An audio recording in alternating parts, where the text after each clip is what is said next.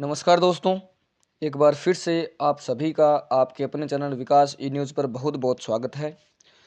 दोस्तों, इस वीडियो में हम बात करने वाले हैं एएनएम काउंसलिंग डॉक्यूमेंट लिस्ट के बारे में। आप सभी को मालूम है जो आपकी काउंसलिंग है वो 14 फरवरी को है, लेकिन इसी बीच काफ़ी अभ्यर्थियों के मन में ये सवाल बार बार आ रहा है कि सर काउंसलिंग के लिए हमारे पास कॉल लेटर आ गया है या फिर हमारे पास कॉल लेटर नहीं आ रहा है और हमारा नंबर भी जो परसेंटेज है 12th क्लास के वो जो कट ऑफ बनी है उससे काफ़ी ज़्यादा है। हमें काउंसलिंग में जाने के लिए कौन कौन से डॉक्यूमेंट ले जाने हैं, क्योंकि कहीं पर भी उनको क्लियरिटी नहीं मिल रही है कि डॉक्यूमेंट आखिरकार कौन कौन से ले जाने हैं।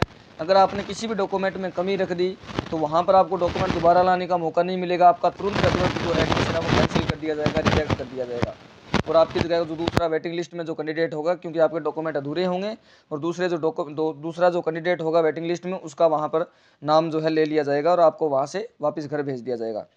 तो जो अभ्यर्थियों के मन में जो चिंता हो रही है, इसी चिंता को देखते हुए आपके लिए डॉक्यूमेंट लिस्ट का वीडियो मैं लेकर आया हूँ। दस्तावेज को लेकर जो आप सभी को चिंता हो रही है वो चिंता इस वीडियो को देखने के बाद खत्म हो जाएगी। एएनएम डॉक्यूमेंट लिस्ट आपको इस वीडियो में जानने को मिलेगी।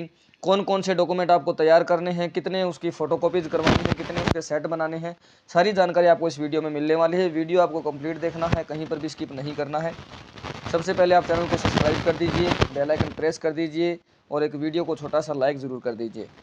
अब वीडियो आगे शुरू करें उससे पहले आपके जितने भी व्हाट्सएप ग्रुप और टेलीग्राम ग्रुप जिनमें आप एएनएम और जीएनएम से जुड़े हुए हो, जिन भी ग्रुप्स में आप उन ग्रुप्स में इस वीडियो का लिंक सेंड कर दीजिए ताकि जो डॉक्यूमेंट्स को लेकर चिंता कर रहे हैं उन सभी तक ये ज़रूरी सूचना पहुँच सके। अभी मैंने यहाँ पर एक कॉल लेटर लगा रखा है किसी अभ्यर्थी का, मैं दिखा देता हूँ पूरा कॉल लेटर आपको। जोधपुर जिले का ये कॉल लेटर है। अभ्यर्थियों के पास सभी जिलों के कॉल लेटर जो है पहुँचना शुरू हो चुके हैं।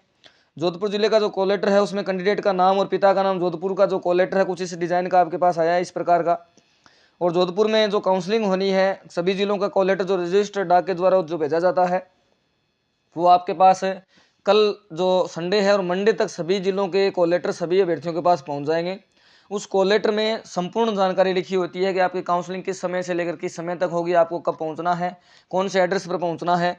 जैसे जोधपुर जिले में जिन जिन अभ्यर्थियों ने आवेदन किया है उन अभ्यर्थियों को मैं बता देता हूँ काउंसलिंग कहाँ होगी।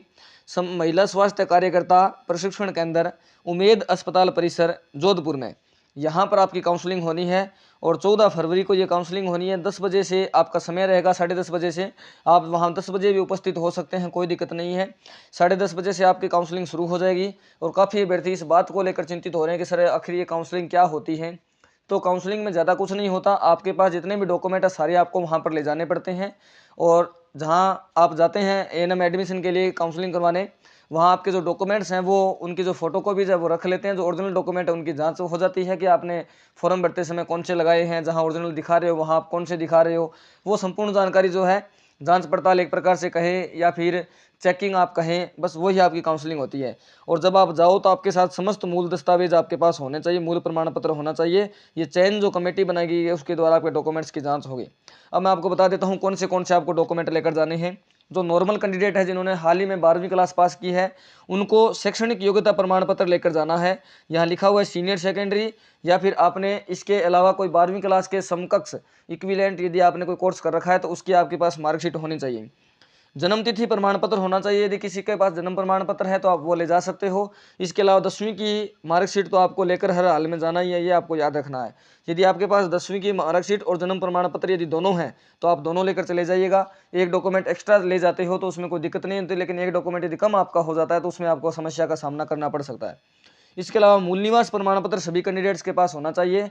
अब काफ़ी अभ्यर्थी इस बात को लेकर चिंतित है कि सर मूल निवास मेरा 2 साल पुराना है। मूल निवास यदि आपका 5-7 साल पुराना है तो भी कोई दिक्कत नहीं, आपके पास मूल निवास प्रमाण पत्र होना चाहिए, ये आपको विशेष रूप से ध्यान रखना है। चरित्र प्रमाण पत्र होना चाहिए, लेकिन चरित्र प्रमाण पत्र में यहाँ स्पेशल लिख दिया है कि अंतिम शिक्षण संस्थान जिसमें आप पढ़ाई कर रहे हो या फिर जिस संस्था में वर्तमान में पढ़ रहे हो या आपने लास्ट में आपने छोड़ दिया हो, वहाँ से जो आपको चरित्र प्रमाण पत्र मिला है वहाँ से आप ले सकते हो। कुछ अभ्यर्थी ऐसे हैं जो लास्ट में अभी वर्तमान में जिनकी रेगुलरिटी पढ़ाई चल रही है बीएससी बीए, वहाँ से आप चरित्र प्रमाण पत्र बनवा सकते हो। यदि वहाँ से आप नहीं बनवाते हो तो एक यहाँ पर जो जोधपुर जिले के लिए बताया गया यही बताया गया अंतिम शिक्षण संस्थान द्वारा जो आपको दिया गया है वो आप ले जा सकते हो। यदि आपकी बीएससी चल रही है अभी या फिर आपकी बीए चल रही है तो उस संस्था से आप बनवा सकते हो। मान लीजिए बीएससी आपकी सेकंड ईयर है तो उस संस्था से आप बनवा सकते हो, या BSc second year BA second year जो भी आपकी है वहाँ से बनवा सकते हो।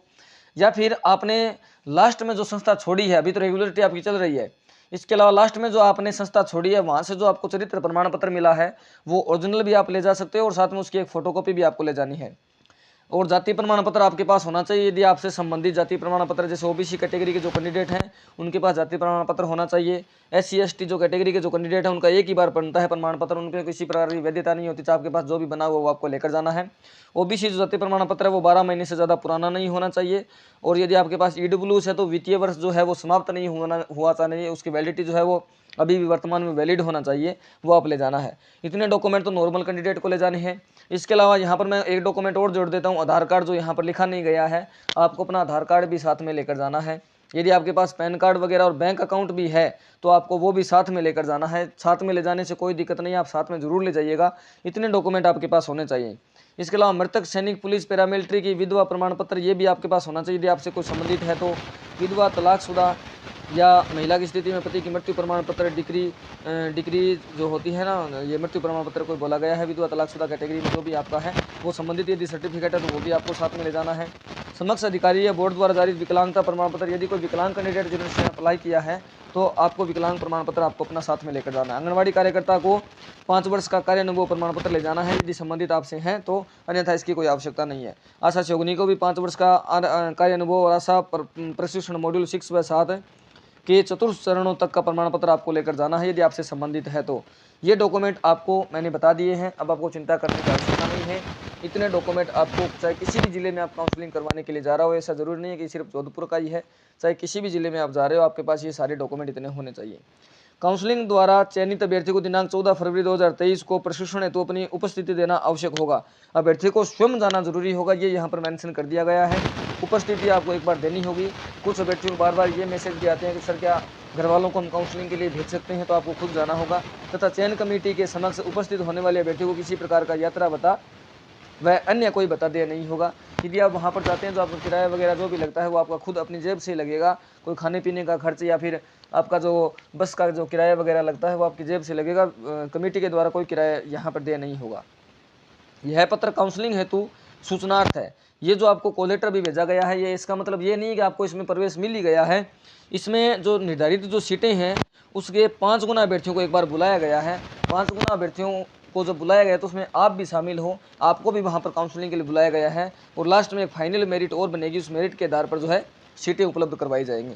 जैसे मान लीजिए किसी जिले में 50 सीटें हैं तो इसके 5 गुना अभ्यर्थियों की बात करें तो 250 होता है। 250 अभ्यर्थियों को काउंसलिंग के लिए बुलाया गया। अब कुछ अभ्यर्थी ऐसे सोचेंगे सर कि मेरा नंबर तो काउंसलिंग इस कट ऑफ के आसपास है, तो क्या मेरा नंबर आ सकता है? बिल्कुल आ सकता है आपका नंबर, क्योंकि आपने जिस प्रकार से 7-8 जिलों से फॉर्म अप्लाई किया है, वैसे काफ़ी अभ्यर्थी जिन्होंने 7-8 जिलों से अप्लाई किया है। 50 सीटें यदि हैं, 250 या 250 लोग हम कहें 250 यदि अभ्यर्थियों को वहाँ पर बुलाया गया है तो ये कोई ज़रूरी नहीं है कि 250 के 250 वहीं जाएंगे। इसमें वे कैंडिडेट भी होते हैं जिन्होंने अलग अलग जिलों से अप्लाई किया है, तो वो कोई ज़रूरी नहीं है जोधपुर में वो अलग जिले में चले जाएंगे तो एक कैंडिडेट यहाँ से कम हो जाएगा। इन 250 में ऐसे कैंडिडेट हैं जिन्होंने 5-6 जिलों से अप्लाई किया है, 5-6 जिलों से जिनके पास कॉल लेटर आया है, तो वो जो यदि यहाँ से किसी दूसरे जिले में चले जाते हैं तो यहाँ से एक कैंडिडेट कम हो जाएगा। कैंडिडेट कम होकर जहाँ तक मेरा मानना है 50 सीटें यदि है, अनुमान लगा रहा हूँ जिस हिसाब से मैं, तो वहाँ पर 70 या 80 अभ्यर्थी काउंसलिंग के लिए पहुँच पाएंगे, बाकी अभ्यर्थी किसी अदर जिले में काउंसलिंग के लिए चले जाएंगे। तो आपका काउंसलिंग के लिए जाना बहुत ज़रूरी है, चाहे आप किसी भी जिले में जा रहे हो। जिस जिले का, जहाँ तक मेरा मानना है, एक राय और दे देता हूँ मैं आपको, यदि आपने फॉर्म भरने में कहीं पर जाति प्रमाण पत्र या कोई कैटेगरी सर्टिफिकेट जो भी आपका है आपने पुराना लगा दिया है, वैलिड यदि नहीं माना है आपने, तो आपके पास कॉल लेटर आने के चांस बहुत कम हो जाते हैं, आपका लिस्ट में नाम देखने को नहीं मिलता है। कुछ अभ्यर्थियों के आज कॉल आ रहे हैं, कुछ अभ्यर्थियों के आज ये कॉल आ रहे हैं कि सर मेरे नंबर जो कट ऑफ तो है 88%, मेरे हैं 92%, लेकिन सर मैंने जब आगे कॉल करके पूछा तो मेरा नाम लिस्ट में नहीं बता रहे हैं। वो कारण इसलिए नहीं बता रहे हैं क्योंकि आपने फॉर्म में किसी प्रकार की गलती की है। और बाद में जब मैंने उनसे रीज़न पूछा कि भाई आपने सामने से पूछा होगा कि क्या रीज़न है, क्यों नाम नहीं आया, तो सामने से ये रिप्लाई आया था कि आपने जो जाति प्रमाण पत्र लगाया या जो कैटेगरी सर्टिफिकेट लगाया वो वैलिड नहीं है, उसकी वैलिडिटी जो जिस समय लगाया इस समय वो एक्सपायर था, इस वजह से आपके फॉर्म रिजेक्ट कर दिए जाते हैं। लेकिन काफ़ी अभ्यर्थी जो अब मुझसे सजेशन ले रहे हैं कि सर अब क्या करना चाहिए, देखिए अब जो करना चाहिए वो ये है कि आपको डिपार्टमेंट वालों से बात करना चाहिए, जहाँ से आपने काउंसलिंग के लिए जहाँ पर आपने आवेदन किया था और आपका नंबर नहीं आया तो उनसे ही संपर्क करना चाहिए कि क्या आप अभी नया डॉक्यूमेंट लेकर जा सकते हैं। लेकिन जहाँ तक मेरा मानना है आपको वो नहीं बुलाएंगे, आपका फॉर्म रिजेक्ट कर दिया गया है। मेरा काम तो आपको सूचना देना है, मेरा काम तो आपको समय पर वीडियो बनाना है। अब आप वो पूरा देखते हो आधा देखते हो ये आप पर निर्भर करता है।